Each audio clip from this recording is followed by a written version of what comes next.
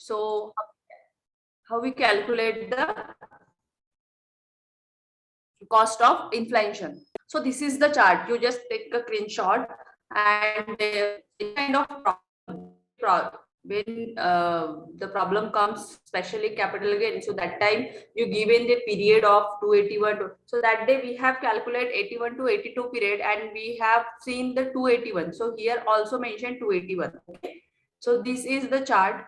If they ask any kind of problem, so you prefer this chart. Okay, and you have to calculate the cost of inflation and cost of acquisition if they ask in problem. Okay, so we'll see one or two problems regarding that.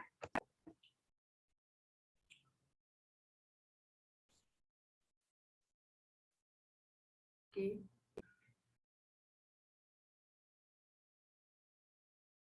Yeah. So this X purchased a house property for rupees 1 lakh on 31st July 2000. On 31st July 2000.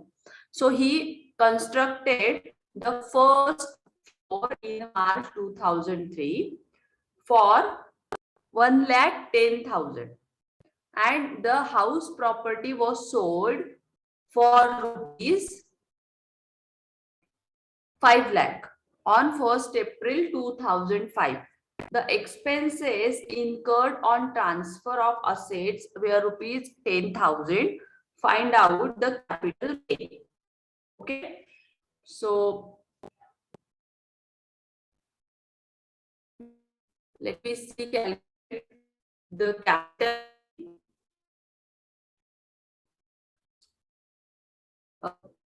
Solutions is like that, since the property is a capital assets, therefore the capital gain will be computed. Of course, property is a capital gain. Okay, constructed in March 2003, then sold in 2005.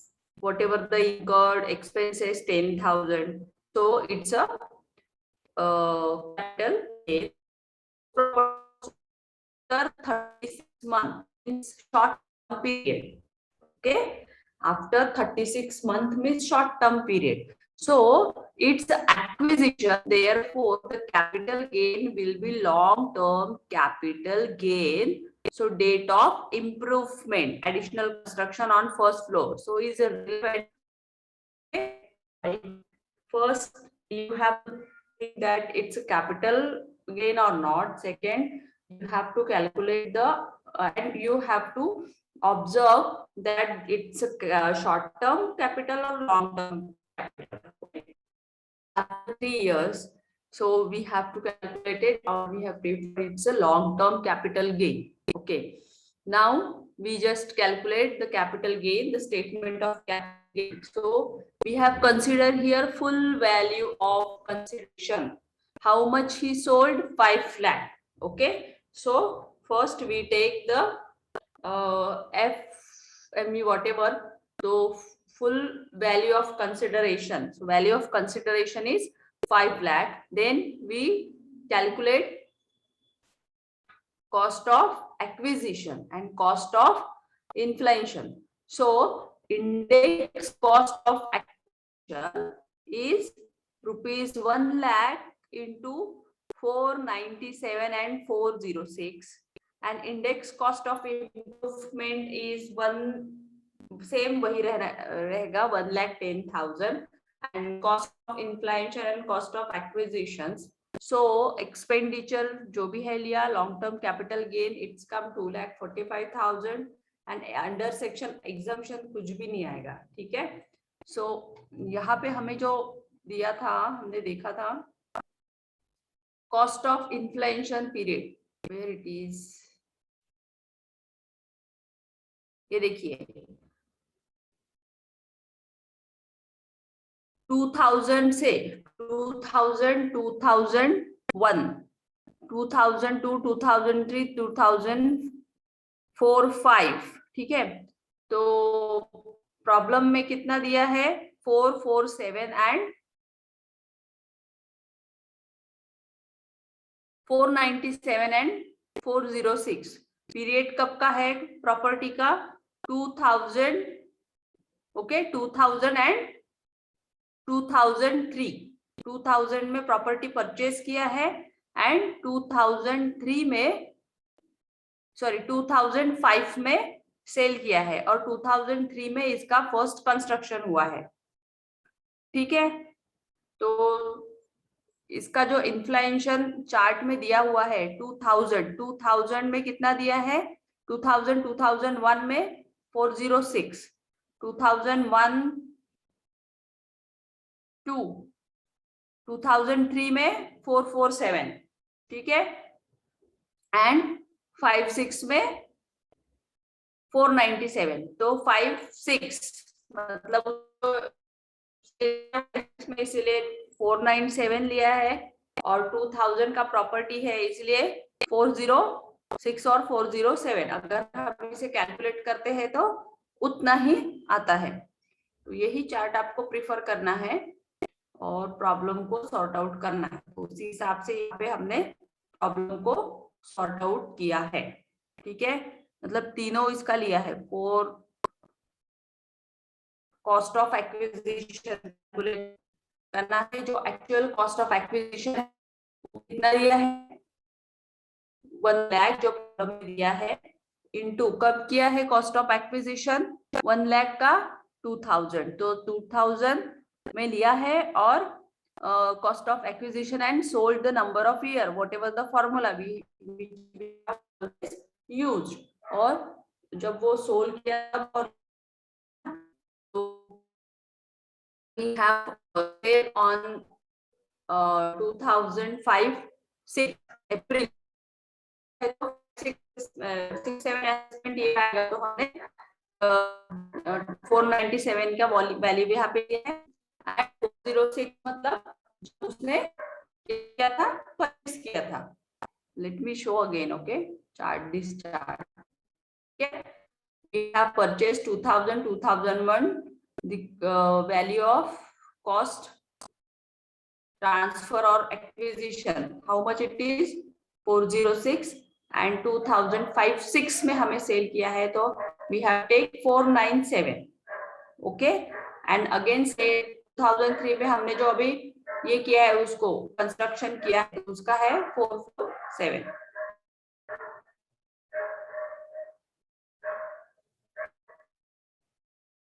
Then index cost of improvement we have calculated same. When we sold, it sold in 2005.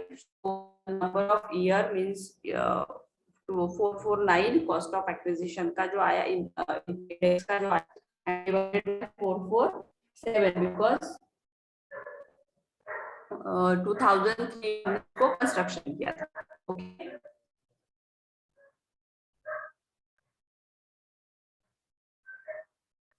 इसका examination नहीं आएगा क्योंकि उसमें दिया ही नहीं है कुछ problem है। आया समझ में? यस और no? Hello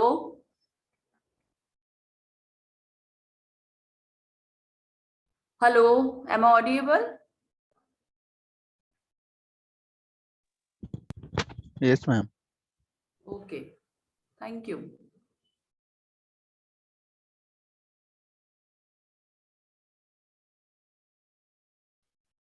Next problem. Okay. Yes, this one.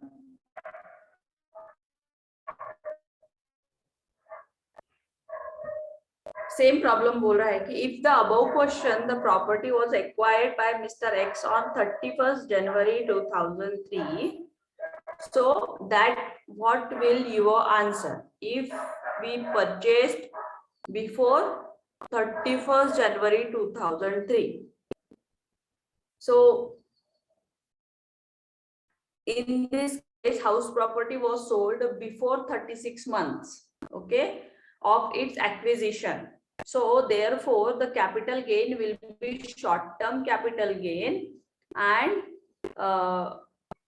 date of statement of capital gain is सो इसका भी वैल्यूएशन जो निकाला, value of consideration 5 lakh, less of cost of acquisition same 1 lakh, 1,10,000 and expenditure of transfer 10,000 and short term capital gain 2,90,000. ठीक है, so short term capital gain it comes 2,90,000. अब इसमें आपको सिर्फ एक ही बात ध्यान में रखनी है कि जो अबव मतलब 30 मंथ्स 36 मंथ अबव है या 36 मंथ्स है तो इट्स कम्स कैपिटल गेन, और उसमें हम cost of inflation and cost of acquisition का फॉर्मूला यूज करेंगे. एंड जो भी मतलब प्रॉपर्टी 3 साल के पहले बेचे जा रही है मतलब बिफोर 36 मंथ, उसे हमें सिंपल कैलकुलेट करना है. उसमें cost of inflation and cost of acquisition जो है वो एज यूजुअल रहेगा जो हमें प्रॉब्लम में देना है. आपको वो सब कैलकुलेट करने की वो चार्ट देखने की जरूरत नहीं है.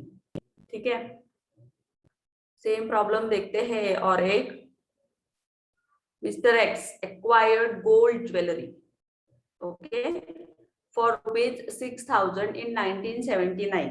Market value as on 1st April 1981, rupees 10,000. The jewelry was sold by Mr. X for rupees 49,800 in June 2005.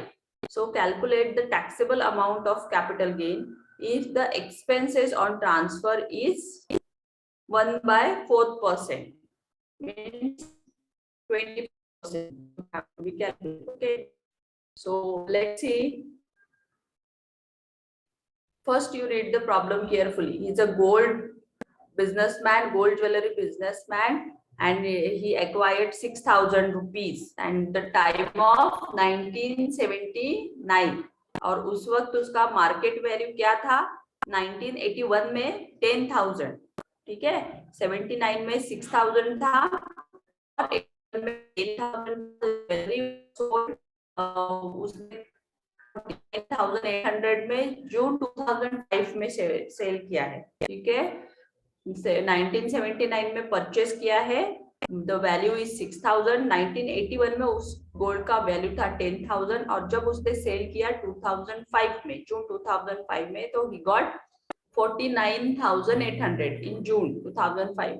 So calculate the taxable amount of capital gain and if the expenses on transfer is 0.5%, whatever, 25%. So let me see the solution. Since the jewelry was purchased before 1st April 2081, means 1981, so therefore the assessee has the option to choose actual cost of fair market value. 81 के पहले दिया है तो उसकी fair market value भी calculate करनी होगी. As on 1st April was his cost of acquisition. Since fair market value is higher, therefore it will be beneficial for Mr. X to choose fair market value and cost of acquisition. ठीक है, यहाँ पे हमें लेना पड़ेगा because period भी ज्यादा है, लॉन्ग टर्म वाला भी है ना. चलो देखते हैं. तो फुल वैल्यू ऑफ कंसिडरेशन कितने में सेल किया, जो भी सेल है हमारा उसे हम वैल्यू ऑफ कंसिडरेशन चूज करेंगे. This is our full value of. Okay, तो यहाँ हमारा फुल वैल्यू ऑफ कंसिडरेशन मतलब जो सोल्ड अमाउंट है वो कितना था? 49,800. नाउ उसमें से हमने less index cost of acquisition. ठीक है, तो उसने कब सोल्ड किया है वो कॉस्ट ऑफ एक्विजिशन लेना है और 1979 का देखना है. चलिए हम हमारा चार्ट बनाते हैं. उसमें देखिए अभी हमें जो दिया हुआ है, ठीक है, यहाँ पे आप भी एक पॉइंट नोट कर लीजिए. हमें जो यहाँ पे चार्ट में दिया हुआ है इंडेक्स, वो कितना दिया, कब से दिया है? 81 to 82 से दिया हुआ है. इसके पहले का हमें नहीं दिया है. तो 81, 82 में जो इंडेक्स था वो कितना था? 100. ठीक है, तो हम 79 का भी कितना कंसिडर करेंगे? 100 ही करेंगे. ठीक है, कॉस्ट ऑफ इंडेक्स. ठीक है, और हमने जो सेल किया है वो कब किया है? 2005 5-6 में किया है शायद ना, तो उसका 4907।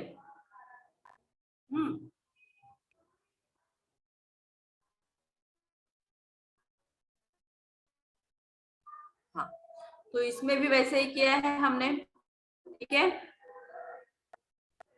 जून 2005 में सेल किया है और उसका जो कॉस्ट ऑफ इंडेक्स एक्विजिशन था 10,000, ठीक है, इनटू कब सेल किया है 2005 में, और उसका जो रियल एक्विजिशन था परचेस के टाइम वो था 100। तो इनको कैलकुलेशन किया तो आता है 49,700। आप कैलकुलेट करते हो ताकि आपको भी समझ में आए। आया क्या? 49,700, 10,000 into 497 divided by 100। Yes,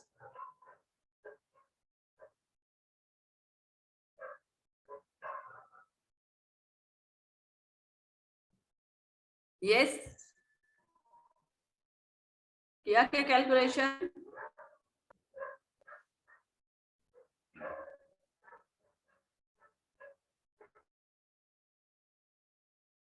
hello, are you listening?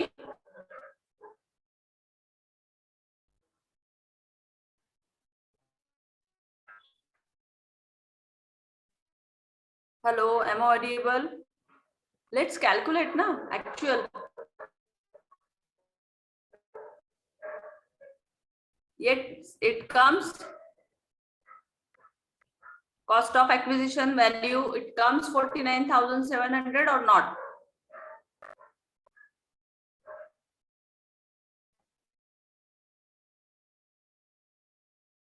Hello,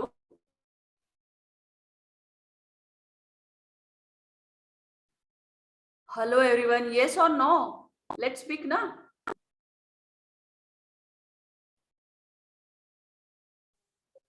Yes, ma'am. Yes. Okay. Now index cost of improvement, it comes nil because हमें दिया ही नहीं है कि उसके लिए कुछ लोन दिया है या उसे और कुछ परचेस किया है, सो इट्स नॉट, मतलब उसने परचेस भी नहीं किया, कुछ नहीं किया, तो सेम ही है, सिंपल ही दिया हुआ है, तो कॉस्ट ऑफ इम्प्रूवमेंट नहीं आएगा। देन एक्सपेंडिचर ऑन ट्रांसफर, मतलब 25%, 1/4 है ना, तो 25% एक्सपेंडिचर इन 50,000। ओके, सो यहाँ पे क्या दिया है ना 49,800, तो उन्होंने क्या किया, पूरा ही ले लिया 50,000 का 25%। ओके, तो कितना आता है 125। Okay, and long term capital gain it comes 25। Okay, और एग्जेम्पशंस इसमें दिया नहीं है, तो अगर आप इसका कैलकुलेशन करते हैं, माइनस करते हैं, तो आपका आंसर आता है -25।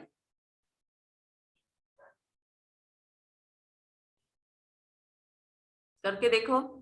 So this is a loss of 25. We are not using the word long-term capital loss. So as it is incorrect, it means loss due to damage, etc.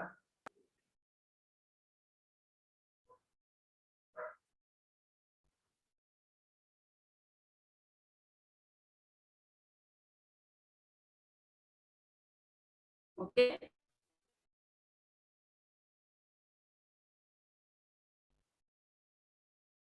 आपका कैलकुलेशन सही होना जरूरी है।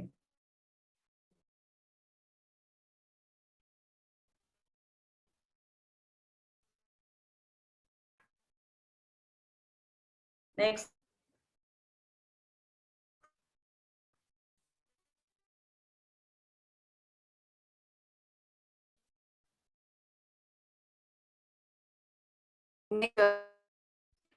X instead.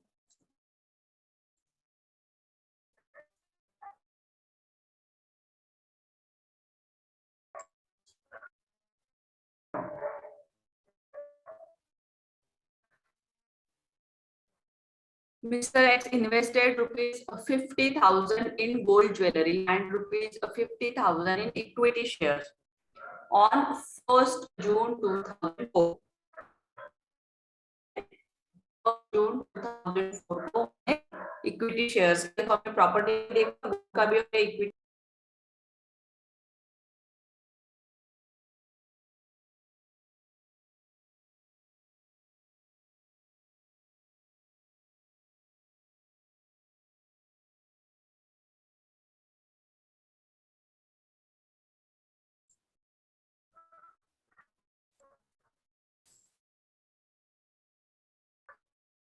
yes. So Mr. X invested in rupees 50,000 in gold jewelry and rupees 50,000 in equity shares on 1st June 2004. The jewelry was sold by Mr. X for rupees 1,20,000 and share for rupees 1,80,000. Both they have purchased in 2004 50,000, 50,000, and after that in 2005 he sold this one gold sold 1,20,000 and shares 1,80,000, 4th August 2005. So there was a 1.5% means 50% package on both the investment. So both at the time purchase and sale. So calculate the taxable amount of the capital gain. Let's see.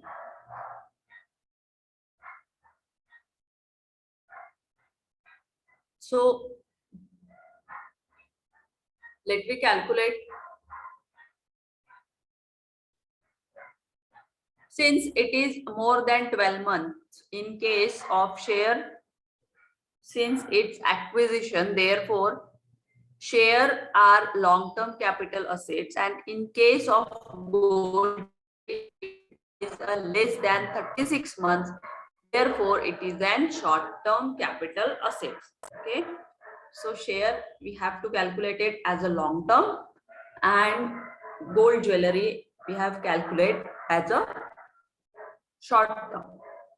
So we calculate both of each particulars, and we have taking first column gold and another is shares. So same full value of considerations, gold ka 1,20,000 and shares ka 1,80,000.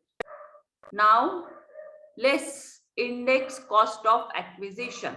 How much it comes? 50%, because it's gold is short term. Okay, so we have not calculated it. So 50,000 plus 0.5% into 50,000. Okay, so we just calculated here 50,000 plus half of 50,000, whatever it comes, 50,000 to 50,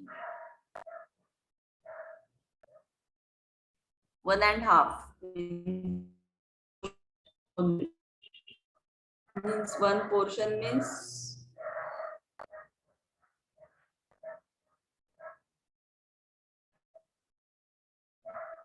25%, na? 1.5. You have to calculate it. 50%, yes. Now shares, same, we have to calculate it as shares. 50,000 plus 1.5% into 50,000, and here we have calculated cost of acquisition. So cost of acquisition, it comes in 2005. Same, it is 497. We have calculated all 2005 problems. So 497 divided by 480. 480 it comes because we have purchased 2004. So 2004 we have check our table. 2004 it comes 480. Yes, 45. Okay, 45 it comes 480.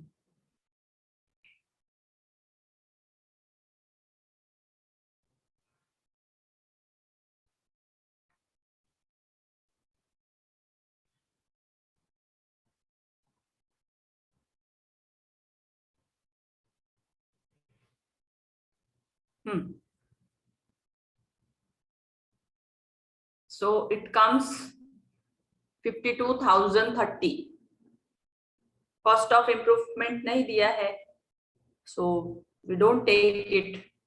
नील दिया है, नील. Expenditure on transfer, so gold का 0.5%.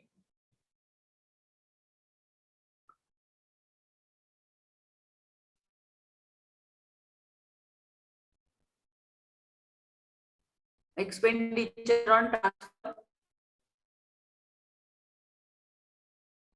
brokerage on both the investment is comes ना, यहाँ पे दिया हुआ है problem में.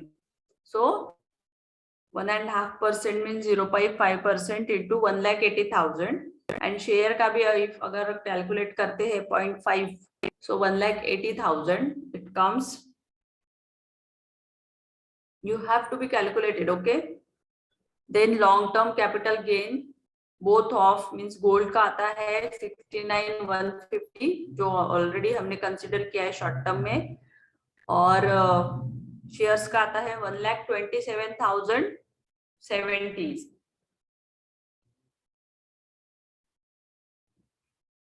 एग्जाम्पशन कुछ भी नहीं मिलेगा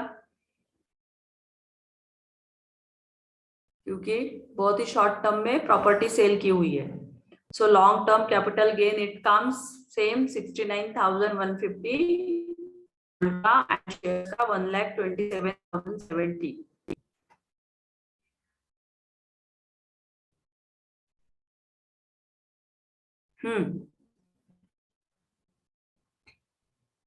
नोट दिया हुआ है यहाँ पे कि expenses on acquisition are added on cost of acquisition before इंडेक्शंस.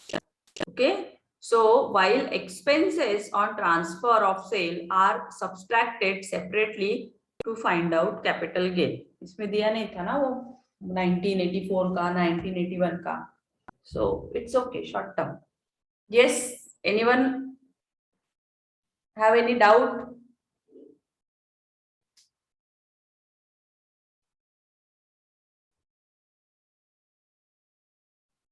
No ma'am. किसी को कोई पूछना नहीं है ना? चलिए, तो now we start our last unit and it's income from other sources. Okay,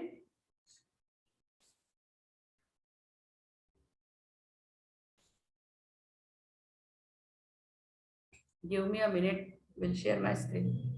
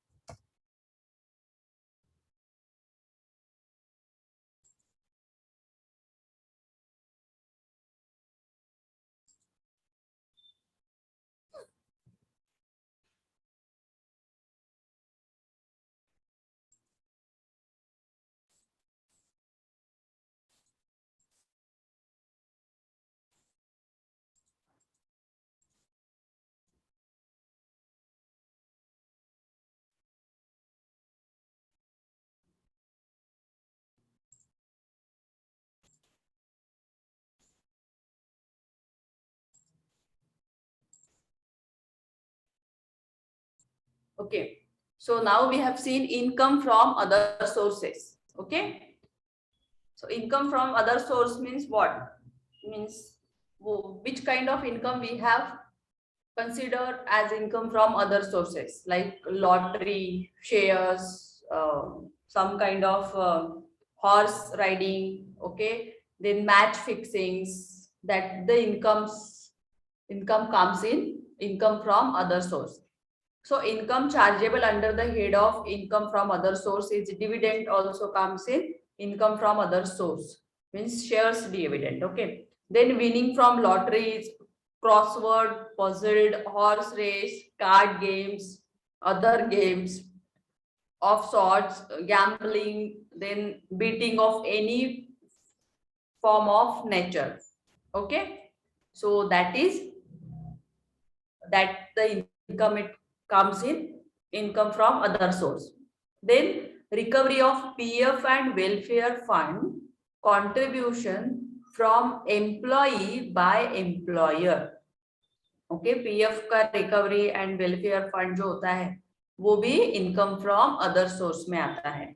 then interest and securities, जैसे आपने कुछ गोल्ड वगैरह जो है मॉर्गेज रखा है या फिर बैंक में फिक्स रखा है, तो उस पे भी जो इंटरेस्ट मिलता है, म्यूचुअल फंड्स पे जो आपको इंटरेस्ट मिलता है, फिक्स डिपॉजिट लॉन्ग टर्म पे जो आपको इंटरेस्ट मिलता है ना, तो शेयर बॉन्ड्स जितने भी है ये क्या है, इंटरेस्ट ऑन सिक्योरिटीज. आपने जो भी और में रखा हुआ है तो वो सिक्योरिटी का जो इंटरेस्ट मिलता है तो वो भी इनकम फ्रॉम अदर सोर्स में आता है.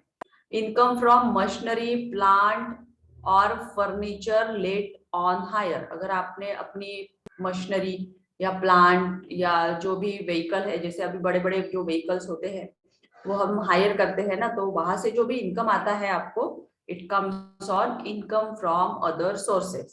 So some received from Keyman insurance policy, third person policy अगर आप निकालते हैं तो उसमें जो आपको कमीशन ब्रोकरेज मिलता है, तो it comes also income from other sources. Okay.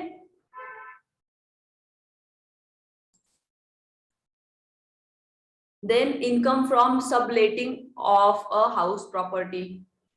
Okay, house property subletting means if I am a owner, okay, and I just let out my property to second person, and what he did, he let out another person, okay, third person. So the income from that, I let out my property, so whatever the income comes, I am showing my income from house property. Okay, but the third person, when he income from my property, so he showed this income from other sources. Okay, that is.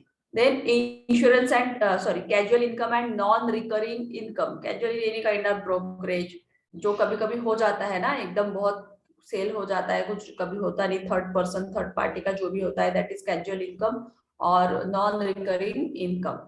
Then insurance commission, insurance पे third party को जो भी brokerage मिलता है, commission मिलता है, it comes also income from other source.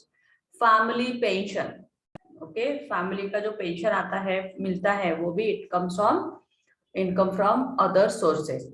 Director sitting fees, director की जो फीस होती है, मतलब जो भी वो लोग कुछ वर्कशॉप्स लेते हैं, सेमिनार्स लेते हैं, जहाँ जहाँ हम उन्हें पे करते हैं, तो it comes also income from other source. Then interest on bank deposit, FD वगैरह जो आप करते हैं उस पे जो आपको इंटरेस्ट मिलता है वो भी इनकम फ्रॉम अदर सोर्स में ही आता है. Deposit with companies, interest on loan, income from undisclosed sources, remuneration received by members of parliament, मतलब जितने भी पॉलिटिकल्स है उनको जो भी रेम्यूनरेशन मिलता है वो इनकम फ्रॉम अदर सोर्स में आता है. एग्जामिनरशिप फीस फॉर नॉन एम्प्लॉयर, मतलब जो स्कॉलरशिप वाला भी होता है ना, वो भी इनकम फ्रॉम अदर सोर्स में आता है अगर इंस्टीट्यूशन का आप अकाउंट करते हो. और ये जो दिया है एग्जामिनेशन फीस, एम्प्लॉयर पे करता है. अगर आपको फैसिलिटी है आपके कंपनी में, बहुत सारी कंपनी फैसिलिटी, मेरी कंपनी तो मुझे देती थी where I am working.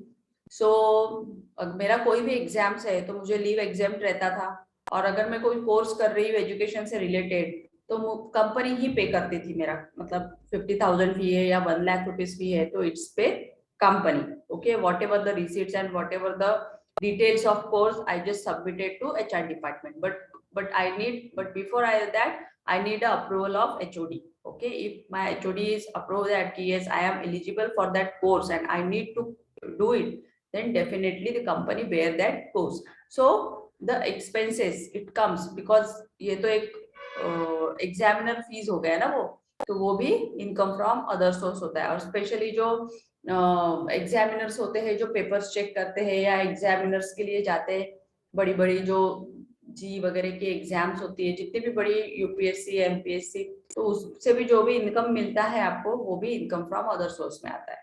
Got it?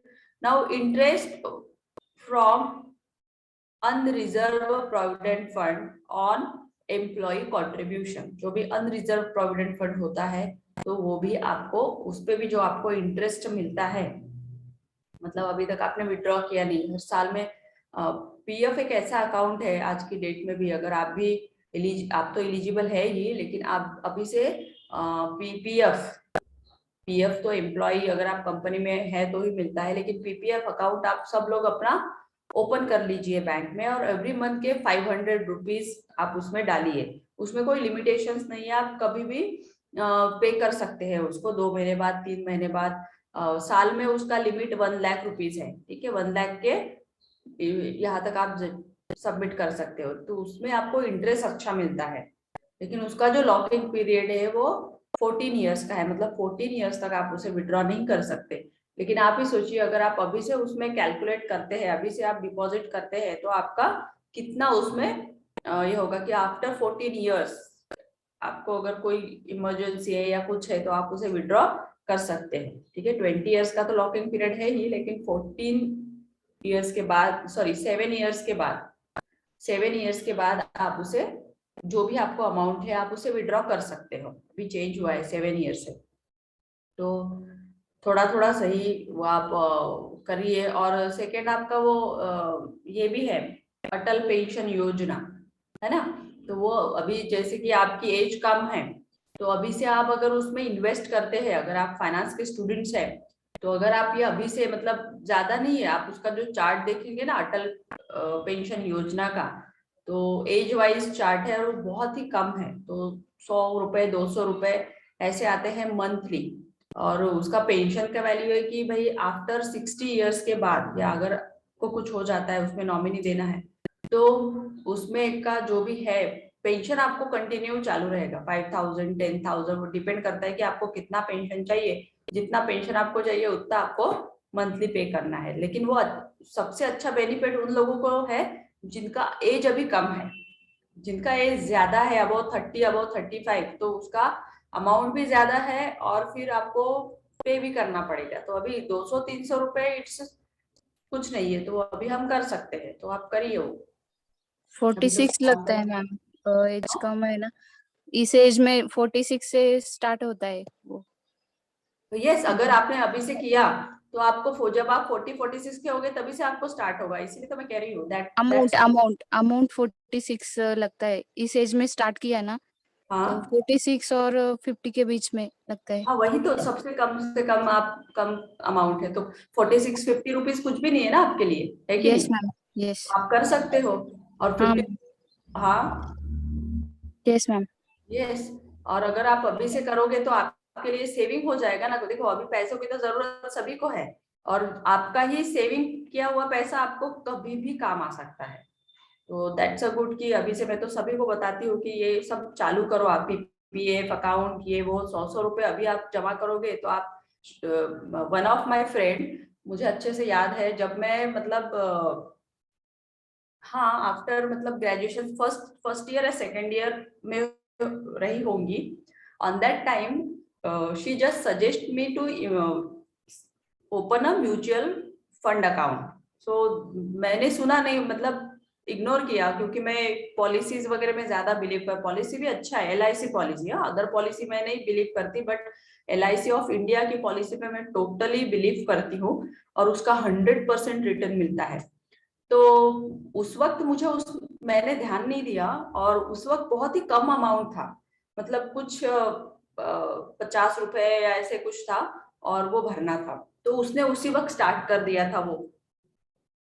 तो अभी मुझे मतलब लास्ट मंथ में ही उसका कॉल आया कि वो मुझे बोल रही थी कि तुझे याद है मैंने तुझे बोला था कि तूने भरा नहीं। मिली हाँ, तो तुझे पता है मुझे कितना अमाउंट मिला है उसका। नहीं मिला होगा, जो भी तूने महीने के वो 50 रुपए 60 रुपए पे करती थी, 10-15 साल भरी, और उसके बाद उसने छोड़ दिया। तो वो 50 और 60 जो भी भरी थी, तो उसको उसका उसको 17 लाख रुपए मिला है। Oh my God, I can't believe it. और फिर मुझे रिग्रेट फील हुआ कि अगर मैंने उसकी बात मान ली होती, तो 17 लाख इट्स कितनी बड़ी अमाउंट होती है ना। तो वो क्या होता है ना कि अगर हम अच्छे म्यूचुअल फंड्स में 100 रुपए 200 रुपए, अभी तो 1000 से या 500 से स्टार्ट होते हैं, सब चेंज हो गया है। तो उस वक्त अगर मैंने मतलब 1999 या 2000 में उसकी बात सुनी होती थी, तो आज मतलब 17-18 लाख बहुत बड़ी बात। और आज अगर हम ये करने जाए तो पॉसिबल ही नहीं है इतना पैसा कमाना, है ना। आज तो salary due to pandemic we have face a lot.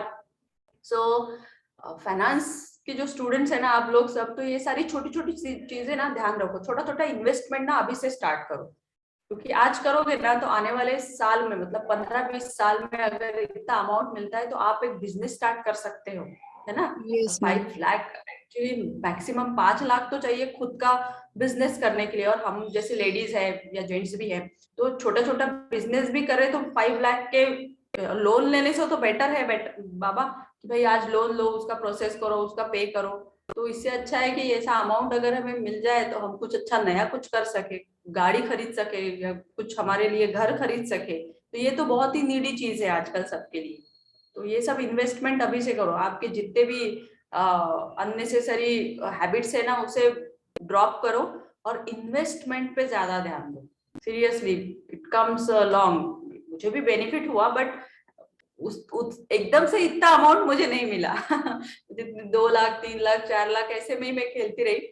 और शेयर में भी बहुत इंटरेस्ट था, शेयर में भी मैंने काफी इन्वेस्ट किया था, उसमें भी काफी बेनिफिट हुआ। बट उसके लिए आपको ना पूरा फुल कंसंट्रेशन उस पर देना होता है। उसके शेयर में जब आप कोई भी काम करते हो तो शेयर ही दिखता है, बाकी कुछ नहीं। लेकिन वो एक कैसी है ना, आपको लत लग जाती है। ओके, एडिक्ट हो जाते हो आप। तो एडिक्शन भी अच्छी बात नहीं है, करो आप। लेकिन अगर परचेस ही करना है तो अच्छे बैंक के शेयर करो, जैसे बैंक के शेयर हो गए, टाटा के हो गए, आज भी आरवीएनएल के हो गए, ऐसे अच्छे वाले शेयर। और लॉन्ग टर्म के लिए परचेस करना शेयर, कभी भी शॉर्ट टर्म में नहीं करना। तो यस मैम। उसके बेनिफिट ज्यादा मिलते हैं, एटलीस्ट 3-4 साल तक के लिए तो भी करना चाहिए। दैट इज, तो फायदा होता है। और ये सब इनकम फ्रॉम अदर सोर्स, और कुछ ना कुछ तो अभी करना ही पड़ेगा, क्योंकि एक नौकरी से तो कुछ होने वाला नहीं है। सो दैट इज, तो ये सारे जो है ये आते हैं हमारे income from other sources. Other sources में। यस, ये है income chargeable under the head income from other sources. वही rent from vacant plot, agriculture, interest on income tax refund, और रॉयल्टी आती है, कमीशंस आती है, जो भी है जितना भी अदर्स आता है वो सब ग्रेचुटी रिसीव्ड, वो भी इनकम फ्रॉम अदर सोर्स में। अब आप बोलोगे कि भाई ये तो सैलरी का पार्ट है, तो gratuity income from other source में कैसे? तो ये कहाँ से मिलती है हमको? एम्प्लॉयर के थ्रू। क्योंकि ये पैसा जो है ग्रेचुटी का हो गया, 50% पीएफ हो गया, ये कौन पे करता है? एम्प्लॉयर पे करता है। ठीक है ना, जब हम ऑन ड्यूटी होते हैं तब। तो जो एम्प्लॉयर की तरफ से मिलता है वो हमारा इनकम फ्रॉम अदर सोर्स। और हम जो पे कर रहे हैं हमारी सैलरी में से जो डिडक्ट हो रहा है वो इनकम फ्रॉम सैलरी में आएगा। ठीक है, that is the difference. Next it comes exemptions. क्या क्या है इनकम फ्रॉम अदर सोर्सेस में? अंडर सेक्शन 10-15, सो 12 years national saving annuity certificate. अगर आपके पास कुछ बॉन्ड्स है, इंदिरा गांधी बॉन्ड्स या फिर बहुत सारे बॉन्ड्स होते थे, नेशनल सेविंग बॉन्ड्स, तो अगर वो है तो वो एग्जाम्पशंस में जाएंगे, उसमें अगर आपको इनकम मिल रहा है। ट्रेजरी सेविंग डिपॉजिट सर्टिफिकेट, अगर आपके पास है, आपने बहुत सारा खजाना वहां पे रखा है और उसका सर्टिफिकेट है, तो वो भी आपका एग्जाम्पशन में जाएगा, जिसकी वैल्यू आज की डेट में 2 करोड़ 3 करोड़ है, उसमें जो भी लगेगा। लेकिन सर्टिफिकेट इज मस्ट, सर्टिफिकेट होना चाहिए। पोस्ट ऑफिस कैश सर्टिफिकेट, आप पोस्ट ऑफिस में अगर कैश पे कर रहे हो, उसका अगर आपको इन्वेस्टमेंट है तो वो भी एग्जेम्प्टेड है। नेशनल प्लान सेविंग सर्टिफिकेट, है ना, आपने जो भी जो नेशनल प्लान इन्वेस्टमेंट है उसमें भी अगर आपने कुछ ज्यादा किया है, उसका भी लिमिट है, 50,000 है, 1 लाख के ऊपर है तो उसको सर्टिफिकेट मिलता है। Post office national saving certificate, post office saving certificate, आजकल लोग बहुत पोस्ट ऑफिस में डिपॉजिट करते हैं क्योंकि वो क्या है, फुल्ली एग्जेम्प्ट है, उस पर टैक्स नहीं लगता है, उसका सर्टिफिकेट भी आपको मिलता है। तो अगर आप वो इनकम फ्रॉम अदर सोर्स में डालते हैं तो वो ऑटोमेटिकली एग्जाम्पशंस में आ जाता है। Then scheme of fix deposit govern by government, saving certificate rules, अगर आपने आपके पास प्रॉपर्टी है और वो मतलब 1968 से है या उसके पहले से है, आपके पेरेंट्स ने या सिस्टर्स ने जो भी परचेस करके रखा है वो भी अगर उसके डॉक्यूमेंट्स है तो वो भी गवर्नमेंट के रूल्स में आता है, तो वो एग्जेम्पशन में जाएगा। Scheme of fix deposit govern by the post office rules, उसके पहले का है तो वो भी एग्जेम्प्ट में जाएगा। Then 10% tax free bonds issued by HUDCO, ये बहुत पुराना ये था, उस वक्त इनकम टैक्स के बॉन्ड भी लोग परचेस करते थे, तो ये भी एग्जेम्पशंस में जाएगा। Interest payable by public company registered in India with the main object of providing long term finance for purchase of constructions of residential houses, अगर आप यहाँ से लोन लेते हैं तो वो भी एग्जेम्पशन है। NRI बॉन्ड्स है ना, अगर आप NRI से जो भी बॉन्ड्स, और वो भी स्टेट बैंक के हो तो ठीक है, स्टेट बैंक का हो तो वो भी आपको एग्जेम्पशन है, उसमें भी आपको टैक्स पे करने की जरूरत नहीं है। Then 9.25% tax free bonds issued by rural electrification corporation India, अगर कोई है इस कंपनी में तो और उसके अगर कोई बॉन्ड्स है, शेयर्स है, तो वो भी एग्जेम्पशंस में जाएगा। 10.5% secured redeemable non convertible tax free bonds issued bye NHPC limited, अगर NHPC के भी है तो वो भी एग्जेम्पशन में जाएंगे, उसमें का 10.5%। Then interest on gold deposit bond issued under the gold deposit scheme 1999, ये भी उसी में जाएगा। तो ये सारे जितने भी है अगर आपके पास है तो ही, अभी आज के डेट में किसके पास होंगे ये, लेकिन है जो भी जितने भी बड़े बड़े लोग हैं उनके पास है ये सब। डिडक्शंस 57 में क्या आता है, any personal any reasonable sum paid by way of commission or remuneration for purpose of realizing dividends, कुछ realizing dividend है वो exemption में जाएगा। contribution of ESI, EPF and superannuation fund, ये भी exemption में जाएगा। रिपेयर वो तो हमने पहले ही देखा था कि exempt होता है ना, जब इनकम फ्रॉम सैलरी वगैरह देखा था तब, तो ये सारे एग्जेम्पशन में ही जाते हैं, लेकिन एम्प्लॉयर का है तो वो अदर सोर्स में आएगा। Deductions not available under section 58, personal expenses on assessee, ठीक है, इसमें नहीं मिलेगा। और any interest paid outside India, अगर आप फॉरेन में इन्वेस्टमेंट है और वहां पे अगर इंटरेस्ट पे है, टैक्स फ्री नहीं है, वहां पे आपको पे करना ही है। अगर फॉरेन से कोई इनकम मिल रही है, वहां से इंटरेस्ट मिल रहा है, उस पर भी पेमेंट करना ही है। Then any amount of taxable salary paid on outside India without deduction of any tax और सोर्सेस। सो अगर आपका कोई आउट ऑफ कंट्री में काम चल रहा है, वहां पे आप अगर पेमेंट भेज रहे हो तो वो भी आपको टैक्सेबल रहेगा, उस पर आपको एग्जेम्पशन नहीं मिलेगा। तो ये सारे एग्जेम्पशंस है जो इनकम फ्रॉम अदर सोर्सेस में नहीं आते हैं। अभी लास्ट फोर्थ वाला दिया है, expenditure of allowance in connection with income by way और any winnings from lotteries, crossword puzzles, races including horse races, card games और any other games of any sort of. तो ये जितने भी है इसमें आपको अदर, इसमें है तो अदर कंट्री में, जैसे बहुत सारे लोग खेलते हैं ना गैम्बलिंग्स, तो उन लोग को विजय माल्या क्या करता था, इसी में बहुत वो पैसा कमाता था, लेकिन टैक्स पे नहीं करता था। फिर जब उसे पता चला तो वो सबसे ज्यादा टैक्स वही पे करने लगा, फिर इंडिया में सबसे ज्यादा टैक्स का अमाउंट विजय माल्या ही पे करता था उस टाइम पे, अभी तो छोड़ दीजिए। नाउ इम्पोर्टेंट पॉइंट्स यहाँ पे दिया है कि dividend from Indian company is excepted, Indian company का डिविडेंड है तो एक्सेम्पशन है। Income from other source under section 56 is to be assessed as per accounting method adopted by assessee, cash और एक्रूअल बेसिस पे एग्जेम्प्टेड है। Bonus share received are not taxable as a dividend in the hands of equity share holders, ठीक है, share जो भी है share holders के capital gains जो भी हम मिलता है वो एग्जेम्प्टेड है। और award like best surgeon, best lawyer, excellence in service from an institution which has been interested, आपने देखा होगा ना कौन बनेगा करोड़पति, उसमें अगर आपको पैसा मिलता है तो वो टैक्स डिडक्ट करके मिलता है ना, वो टैक्सेबल रहता है, जो भी विनर होगा, जो भी उसको चेक मिलेगा वो डिडक्ट होके मिलता है, तो वो टैक्सेबल होता है। इनकम फ्रॉम लॉटरीज, डिविडेंड, ये तो हमने पढ़ा ही है कि ये सब TDS वगैरह सब इसमें डिडक्ट होता है, TDS भी कटता है और टैक्स भी कटता है ये साल के आपके।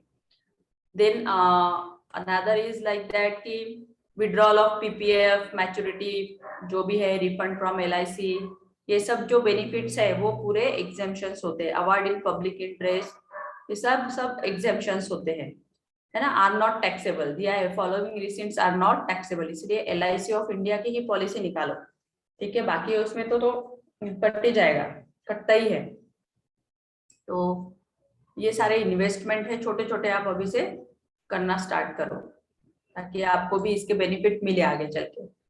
नाउ ये इन केस ऑफ एनएससी के सर्टिफिकेट है, केवीके है, किसान विकास पत्र है, केवीपी बीपी है, कोई भी और है, तो उसमें भी आपको एग्जेम्पशन मिलेगा। Gift are not incomes, okay, तो उसमें गिफ्ट तो है ही नहीं, जो गिफ्ट देगा वही पे करेगा। यूटीआई अगर जो भी कोई म्यूचुअल फंड्स है वो भी फुल्ली एग्जेम्प्ट है अंडर सेक्शन 1035 में।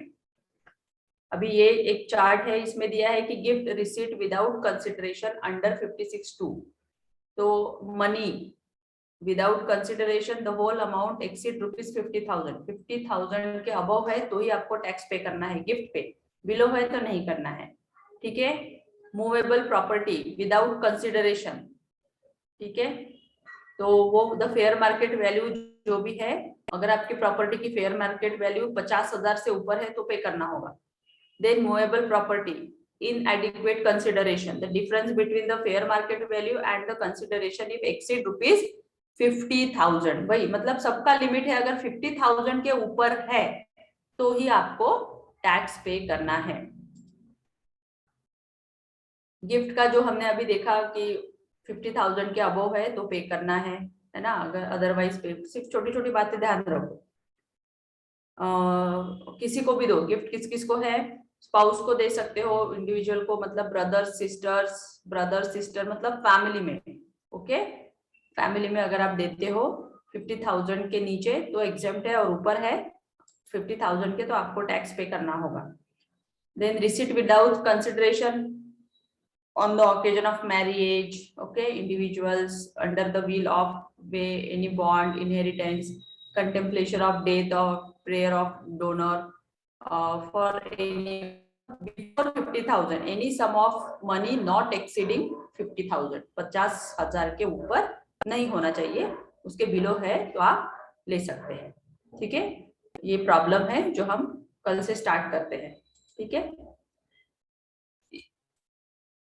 छोटे छोटे प्रॉब्लम्स है इसमें भी, ये आपको समझ में आ जाएगा। सो एनी डाउट, किसी को कुछ पूछना है तो पूछ सकते हैं। No ma'am. Okay, thank you. So Thank you. See you tomorrow, okay, bye bye, take care. Thank you, ma'am.